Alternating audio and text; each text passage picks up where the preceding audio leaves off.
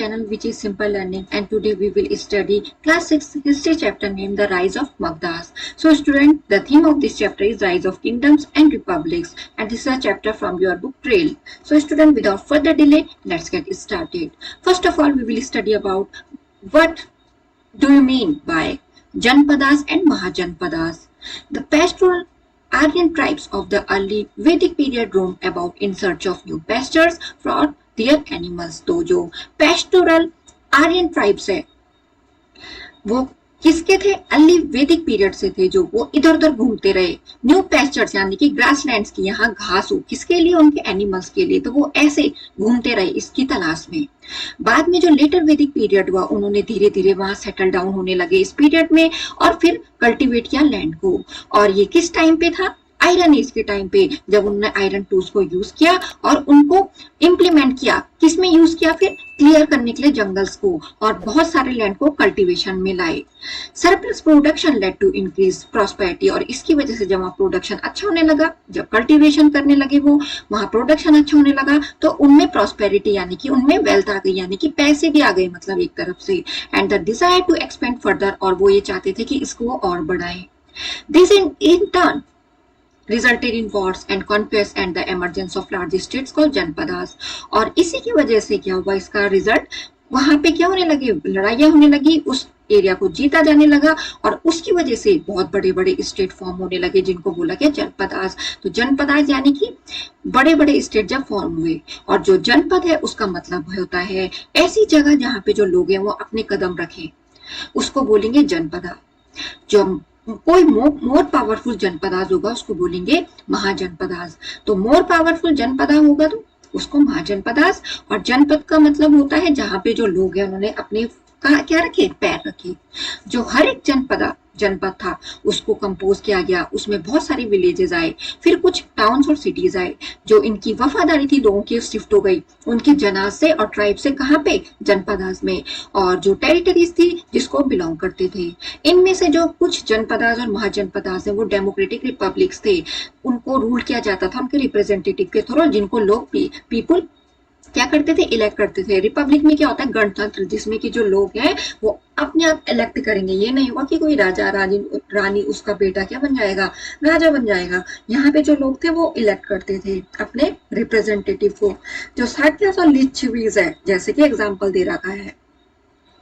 जो other states थे उनको रूल किया गया किंग के थ्रू, जो थे हेरिडिटरी रूलर्स। तो जो दूसरे स्टेट थे उनको किंग के थ्रू रूल किया गया, जो हेरिडिटरी यानी कि वो अपने क्या थे? वंश के हिसाब से उनके रूलर बने, यानी कि जो राजा का बेटा होगा वो बना, फिर उसका बेटा होगा वो बना। तो ये वाला Buddhist, Jain and Vedic literature of the 6th century BCE mention the existence of 16 mahajanapadas.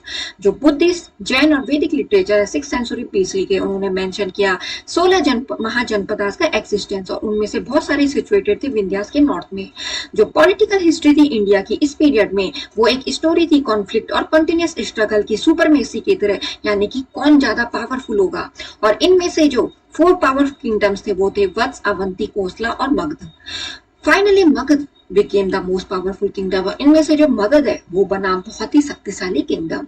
और यहाँ पे आपको मैप दे रखा है, ये एंशिएंट टाइम जो सर्किल से शो किया गया, कुरु, तक्षशिला और प्रयाग, श्रावस्ती, ठीक है, ये क्या है? Ancient times. तो ये आपको दे रखे हैं महाजनपदास, तो इसके अकॉर्डिंग आप देख सकते हो। किंगडम ऑफ मगध यानी कि जो बिम्बसार है वहां से शुरुआत हुई। जो फर्स्ट इंपॉर्टेंट किंग थे मगध के वो बिम्बसार थे, और उन्होंने 52 ईयर्स तक रूल किया। उन्होंने अपनी टेरिटरीज को एक्सपेंड किया और बहुत सारी टेरिटरीज को कॉन्केस्ट भी किया, और मैट्रिमोनियल एलियंसेस यानी कि संधि रखी, जिससे कि क्या हो पाए? कोई उनमें आपस में सुलह हो पाए, उनमें आपस में संधि हो पाए, making Magadh the most powerful kingdom in those times. और उस टाइम पे जो मगध था वो बहुत ही पावरफुल किंगडम बनाया उन्होंने। ये पेंटिंग डिपिक्ट करती है बुद्धा की टीचिंग राजगीर में, जो कि बिम्बसार के टाइम पे हुई थी। जो कॉन्क्वेस्ट है अंगा का वो ब्रॉड लाया रिवर पोर्ट को, चंपा की उनके कंट्रोल के अंदर में, और इसकी वजह से बिगिनिंग हुआ वहां मैरीटाइम ट्रेड, यानी कि किसके थ्रू? वाटर के through trade. That made Magadh rich, जिसकी वजह से जो मगध है वो क्या बन गया? प्रॉस्परस, समृद्धशाली और अमीर बन गया। जो रिच थी डिपॉजिट्स आयरन ओर की वो फाउंड है इस रीजन में, और इसको ये कंट्रीब्यूट करता है डेवलपमेंट वहाँ का, स्ट्रॉन्ग और स्टेबल इकोनॉमी का। किसकी वजह से? जो आयरन और रिच डिपोजिट वहां पाए जाते थे इस रीजन में। अब हम पढ़ेंगे अजात शत्रु जो भीमसार है, उसके बाद उनके जो बेटे हैं वो बैठे, वो बने, मतलब उन्होंने रूल किया 32 ईयर्स तक, तो वो राजा बने, उन्होंने रूल किया 32 ईयर्स तक। उन्होंने जो पॉलिसी है एक्सपेंशन की वो फॉलो की, उन्होंने जीते नेबरिंग स्टेट्स और मगध को मोस्ट प्रॉस्पेरस किंगडम बनाया। कहा? नॉर्दर्न इंडिया में। जो अजातशत्रु उन्होंने एक फोर्ट किला को बनाया पाटलीग्राम गांव में, जिसके बाद वो उनकी कैपिटल सिटी बन गया पाटलिपुत्र की। और उनके जो सक्सेसर थे वो बहुत ही कमजोर थे और उसके बाद उनको हटा दिया गया। जो नंदास है यानी कि 4th सेंचुरी बीसी से पहले जो महापद्मन नंद है वो क्या थे? किंग थे नंद डायनेस्टी के। उन्होंने थ्रोन को क्या कर लिया? सीज यानी कि छीना मगध की और ट्रांसफॉर्म कर दिया, चेंज कर दिया उसको माइटी एम्पायर में, शक्तिशाली साम्राज्य में। जो so great was the power of Magadha that Alexander's army refused to advance and face the army of Magadha. और जो पावर थी मगध की वो इतनी ज्यादा थी कि जो अलेक्जेंडर आर्मी उन्होंने एडवांस में रिफ्यूज कर दिया और फेस करने को, किसको? मगध की आर्मी को फेस करने के लिए उन्होंने पहले ही मना कर दिया जब उनको पता था कि वो बहुत ही पावरफुल है। जो धनानंद है वो लास्ट नंद रूलर थे, वो बहुत ही क्रूअल और अनपॉपुलर थे, यानी कि बहुत ही क्रूर थे वो। चंद्रगुप्त मौर्य ने इसका एडवांटेज लिया उनकी अनपॉपुलरिटी का और उनको हटा दिया उनकी राजगद्दी से। अब हम पढ़ेंगे जो अलेक्जेंडर का आक्रमण हुआ वो क्या हुआ। जो अलेक्जेंडर है वो किंग थे मैसिडोनिया के, ग्रीस में है जो मैसिडोनिया, और उनको एक मोस्ट रिमार्केबल मैन कहा जाता है हिस्ट्री ऑफ वर्ल्ड में। उनकी जो आकांक्षाएं थी, इच्छाएं थी, वो थी पूरे वर्ल्ड को जीतना, और उन्होंने जीती बहुत सारी टेरिटरी जिसमें कि Asia minor, Syria, Egypt, Mesopotamia और पर्शियन एम्पायर भी इंक्लूड है, जिसने एक्सटेंड की इंडस वैली को और कहां तक? राजस्थान के डेजर्ट तक। जो अलेक्जेंडर उन्होंने आक्रमण किया इंडिया में 326 बिफोर कॉमन एरा में, नॉर्थ वेस्टर्न इंडिया के पार्ट में उसको डिवाइड कर दिया नंबर ऑफ किंगडम में, जिसमें कि जो रूलर्स है वो हमेशा क्या करते थे? एक दूसरे से लड़ते ही रहते थे। और जो अलेक्जेंडर उनको कोई भी डिफिकल्टी नहीं थी इन टेरिटरीज को अपने कंट्रोल में लाना। क्यों? क्योंकि जो नॉर्थ वेस्ट इंडिया को ऐसे डिवाइड कर पाए क्योंकि उनको पता था में यूनिटी नहीं है। और मैंने कहा आपको हिस्ट्री में यही हुआ, जहां पे यूनिटी नहीं है वहां पे सबने क्या कर दिया है, फिर इजिली उनके लिए क्या हो गया? अटैक करने के लिए इजिली वो उनका पाथ बन गया। जो अलेक्जेंडर उनको कोई भी डिफिकल्टी नहीं हुई। फिर आम्बी जो रूलर थे तक्षशिला के, उन्होंने खुद को सबमिट कर दिया, बिना किसी लड़ाई के उन्होंने सौंप दिया उनको ये। जो अलेक्जेंडर है वो किसके साथ रेजिस्टेंस यानी कि मतलब वो अपोज करते थे, ठीक है। रेजिस्टेंस कहां से मिला? यानी कि अपोज कौन करता था उनको? पोरस, जो एनिमी था आम्बी का। और जो पोरस है वो रूलर थे एरियाज के, जो रिवर झेलम और चेनाब के बीच में जो भी एरिया थे उनके वो शासक थे। जो आम्बी थे उन्होंने ऑफर किया अलेक्जेंडर को पोरस को डिफीट करने के लिए। क्यों? क्योंकि जो पोरस है वो उनको एक्सेप्ट नहीं करते थे, वो उनको रेजिस्टेंस का मतलब अपोज करते थे। फिर उसके बाद उनको कैप्चर और ब्रॉट यानी कि उनके अलेक्जेंडर के सामने किसको लाया गया? पोरस को। और उन्होंने उनसे पूछा कि हाउ यानी कि उनके साथ क्या व्यवहार किया जाए। एज वन किंग शुड, तो उन्होंने कहा कि जैसे एक किंग ट्रीट करता है दूसरे किंग को। बस हिज प्रॉम्प्ट रिप्लाई, उनका ये एक अचानक से ये रिप्लाई था। जो अलेक्जेंडर है वो बहुत ही इंप्रेस हुए उनके आंसर से और उन्होंने पोरस को फ्री कर दिया और रिटर्न यानी कि उसकी सारी टेरिटरी वापस कर दी। और ये माना जाता है कि जो अलेक्जेंडर और पोरस थे वो इसके बाद फ्रेंड बन गए। तो देखिए दुश्मन से दोस्त बन गए वो। यहाँ पे जो पिक दे रही है वो है an engraving depicting the surrender of Porus before Alexander. ये दिखाता है कि जो पोरस का सरेंडर हुआ अलेक्जेंडर के सामने।